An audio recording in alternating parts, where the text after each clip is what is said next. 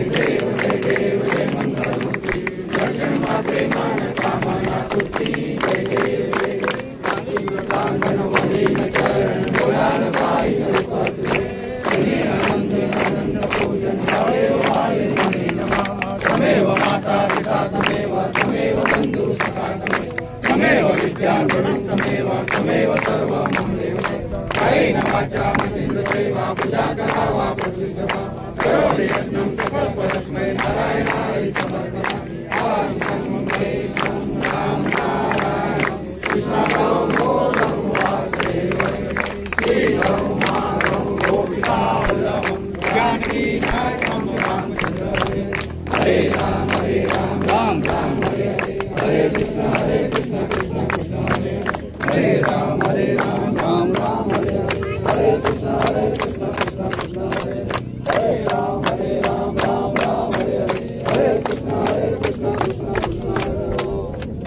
आम्ही आता मानाचा नारळ हल्ला किंवा आपला फुलपण केलं मान्य करून दे आणि तू शांत होऊ नये. आपला समाजाला कीर्ती प्राप्ती तसं जेव्हा या वर्षी नारळाची किंमत वाढली मग सगळ्यांना बारके आणले पण या वर्षी सगळ्यांना जास्तीच आहे पुढल्याला मोठे आणते.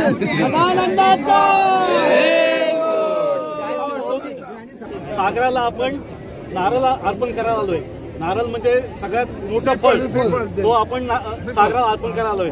पण आपण कागदाचे तुकडे पिशव्या त्या पण इथे टाकतोय. त्या प्रत्येकाने ज्यांनी टाकल्यात त्या उचला आणि आज प्रतिज्ञा करा, आजपासून या सागरात कुठला कचरा मी टाकणार नाही ही प्रतिज्ञा करा. कारण नसतं का बंद झाला प्लास्टिकच्या पिशव्या, या प्लास्टिकच्या प्रतिज्ञा बंद झालाय. या प्लास्टिकच्या पिशव्या अजिबात टाकायच्या ना कोणी. प्रतिज्ञा करा.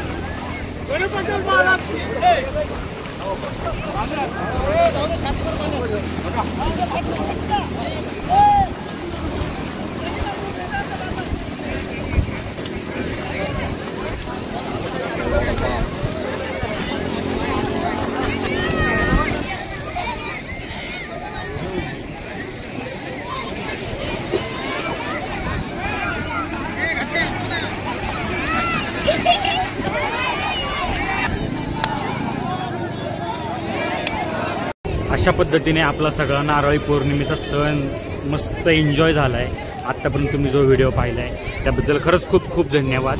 आणि काय मजा होती, काय तो माहोल होता, एक नंबर. खूप भारी वाटलं. अजूनही पब्लिक आहे, संपूर्ण पब्लिक आहे.